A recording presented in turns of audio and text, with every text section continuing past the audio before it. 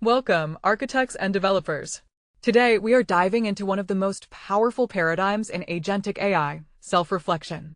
Specifically, we will master the iterative refinement of outputs to elevate our agents from simple answering machines to methodical reasoning engines. Let's get started. Let's define our core concept. Iterative refinement is a self-reflection pattern where an agent evaluates and improves its own output over multiple cycles.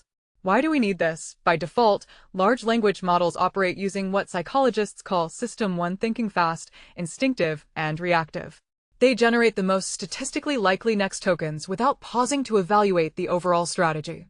However, complex tasks require System 2 thinking: methodical, slow, and reflective reasoning. By forcing the LLM to draft an answer, read it back, critique it, and rewrite it, we simulate this System 2 behavior. This process catches logic flaws, deepens the analysis, and transforms a mediocre first draft into a polished, high-quality final product. Look at this flowchart comparing the two cognitive models. On the left, the reactive System 1 path takes a request and immediately spits out a mediocre output. On the right, our new System 2 path takes that same request, but enters a loop. It drafts, moves to self-critique, refines the work, and only then produces the high-quality artifact. This architectural shift is what separates basic chatbots from advanced AI agents.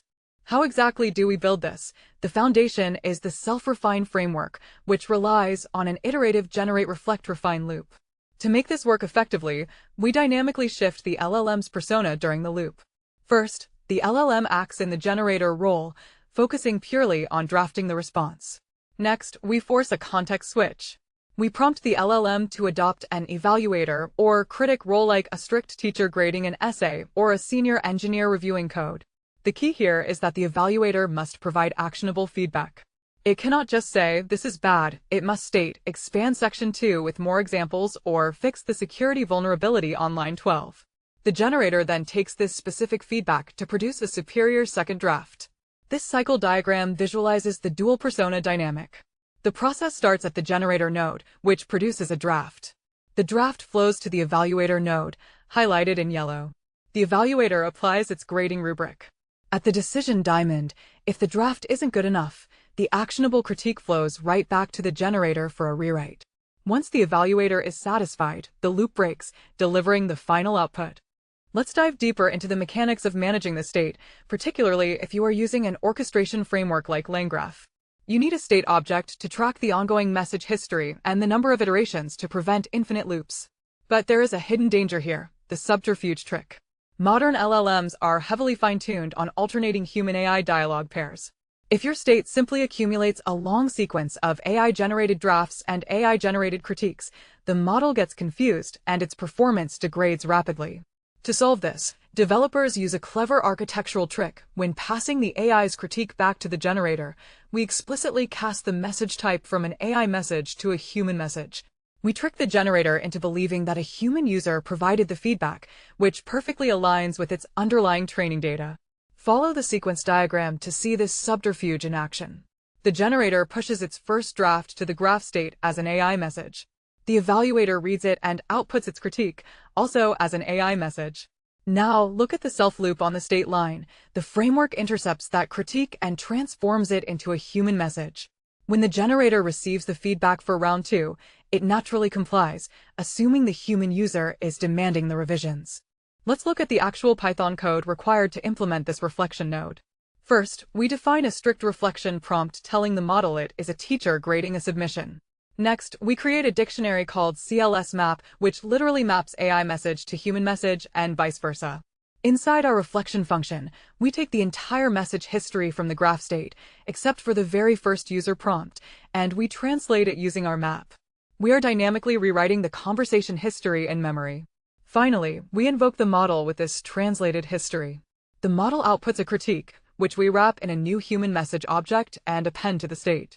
With just 10 lines of code, you have built a sophisticated self-correction mechanism that works harmoniously with chat-tuned LLMs. This class diagram outlines the structure of our reflect node. The node holds the reflection prompt and the mapping dictionary. When the reflect method is called with the current agent state, it relies on a message translator utility. This utility executes the role inversion, successfully bypassing the dialogue tuning limitations of the LLM, ensuring our iterative loop stays stable and coherent. A critical architectural consideration is knowing when to stop. If you unleash an evaluator and a generator in a loop, they might argue endlessly about minor stylistic choices, completely draining your API budget. The most basic safeguard is a fixed iteration counter. We simply add an integer to our state, increment it each loop, and if it exceeds 3, we force the graph to end. However, a more intelligent approach is LLM-guided stopping. We demand that the evaluator provide structured output, typically a JSON object matching a pedantic schema. The schema requires 2 fields, an actionable critique string and an is acceptable Boolean. Our conditional routing edge simply reads that Boolean. If true, the agent achieved its goal early and exits. If false, it loops again. This saves money on easy tasks while preserving compute for hard ones. Here is the decision tree for our routing logic. The evaluator outputs its JSON. We parse the is acceptable flag.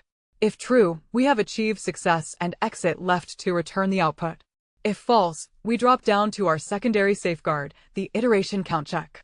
If we are under the limit, we route back to the generator for another try. If we hit the limit, we force the loop to end, returning the best draft we have to prevent runaway costs. Let's apply this to a highly valuable real-time use case, automated code optimization. Imagine an enterprise software team using an agent to write Python data processing scripts. A user asks for a script to parse a massive log file. The generator instantly creates a script. It works, but it's a system one draft. It uses slow nested loops and lacks try-catch blocks. Instead of giving this to the user, our framework intercepts it. The evaluator, prompted to act as a senior staff engineer, reviews the code. It flags the nested loops as O(n)² complexity and demands vectorized operations. The generator receives this critique, rewrites the code using number py, and adds robust logging. In seconds, the user receives highly optimized, production-ready code that would have taken a human reviewer hours to correct. This flow illustrates the dramatic leap in quality. The initial draft yields slow O(n)² nested loops. The senior reviewer agent intercepts this, providing explicit architectural critique to vectorize the logic. The refine node processes the feedback and generates the final, blazingly fast number py code. The user never sees the flawed first draft, only the polished final product. As we conclude, we must acknowledge the trade-offs of self-reflection. The cost of this quality is literal cost. Every reflection loop essentially doubles or triples your token consumption. Furthermore, iterative refinement is inherently slow.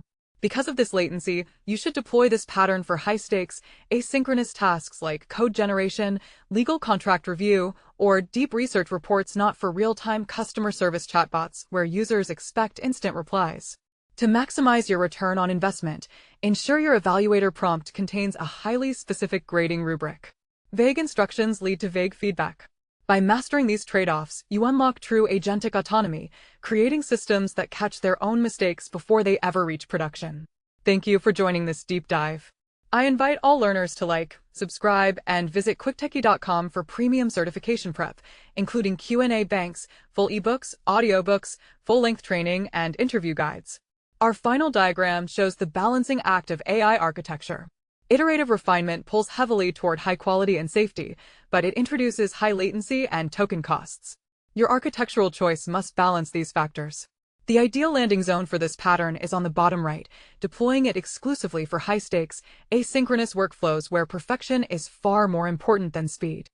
Welcome to quicktechie.com. So just type in quicktechie.com here. Then you can go through the material which is provided by quicktechie. So we have first of all video courses which you can go here and you can find the various video courses across the technologies as well as finance domain. So if you see in Microsoft, we have 8 programs currently running. Next, you can go through the ebooks available. So all the ebooks which are in PDF format today, and you can download this. So let me go through Microsoft certification ebooks. You can click on any of this and you can see this is the PDF available for you to download. So these are the premium ebook mostly available on quicktechie.com platform only.